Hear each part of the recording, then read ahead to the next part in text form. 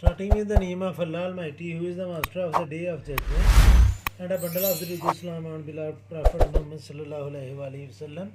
Dear students, exercise 9.3, not 9.4.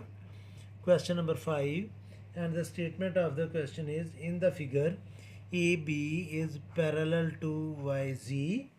If area of triangle XAB, यानी कि इस ट्राइंगल का area and the area of triangle XYZ are in the ratio of 25 और 36.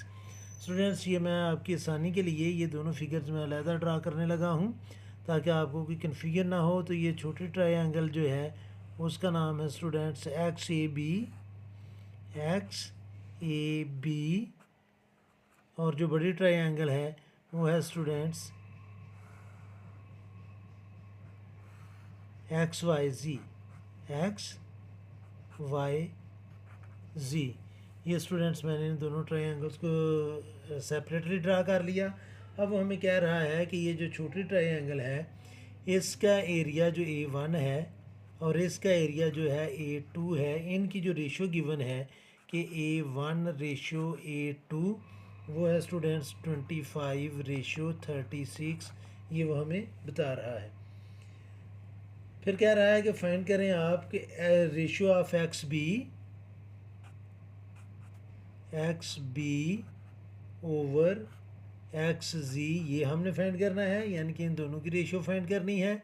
और number 2 पर students हमने फाइंड करनी है AB ओवर YZ, इनकी रेशियो फाइंड करनी है या ये फाइंड करना है। सबसे पहले तो स्टूडेंट्स आप इस चीज़ को अंडरस्टैंड करें कि अगर ये दोनों लाइनें पैरेलल हैं तो ये एंगल इसकी इक्वल होगा, कॉरस्पॉन्डिंग एंगल, दोनों एंगल पैरेलल लाइन के ऊपर हैं और ट्रांसवर्सल की एक साइड पर हैं, और ये एंगल जो है स्टूडेंट्स वो इसके इक्वल होगा, और ये एंगल सेम है, तो ये दोनों ट्रायंगल जो हैं स्टूडेंट्स वो सिमिलर है। और अगर ये दोनों ट्रायंगल सिमिलर हैं तो इनकी जो साइड्स की रेशियो का स्क्वायर है वो इक्वल होगा इनके एरिया की रेशियो के। तो स्टूडेंट्स फार्मूला हमने अप्लाई करना है कि A1 ओवर A2 ये इक्वल होगा length 1 over length 2। Corresponding sides की रेशियो लेनी होती है स्टूडेंट्स। तो कॉरस्पॉन्डिंग साइड्स अब इस ट्रायंगल के और इस ट्रायंगल की स्टूडेंट्स अगर हम ये लें तो XB जो है इसकी रेशियो XZ से बनेगी, तो ये कॉरस्पॉन्डिंग साइड्स ही हैं।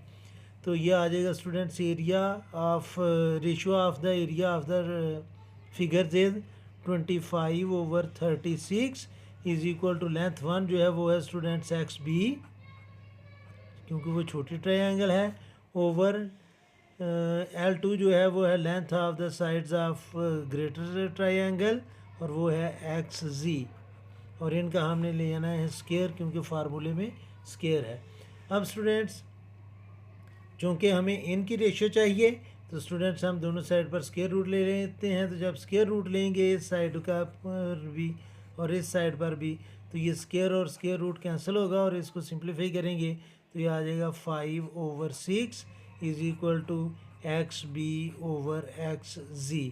तो ये स्टूडेंट्स हमने फाइंड कर लिया। अगर आप इसको लेफ़्ट साइड पर भी लिखना चाहते हैं तो आप इसको लिख सकते हैं कि यानी कि XB जो है आपकी वो आ जाएगी लेफ़्ट साइड पर कि साइड XB ओवर XZ, तो ये इक्वल है स्टूडेंट्स 5 ओवर 6 के।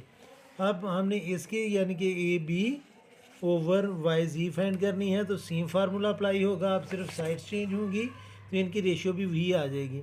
तो वही फार्मूला हम स्टूडेंट्स अप्लाई करेंगे कि A1 over A2 is equal to A1 की जो साइड है वो है AB ओवर XYZ की जो यानी कि A2 की जो कॉरस्पॉन्डिंग साइड्स है इससे रिलेटेड वो है YZ, और इसका हमने लेना है स्टूडेंट्स स्क्वायर।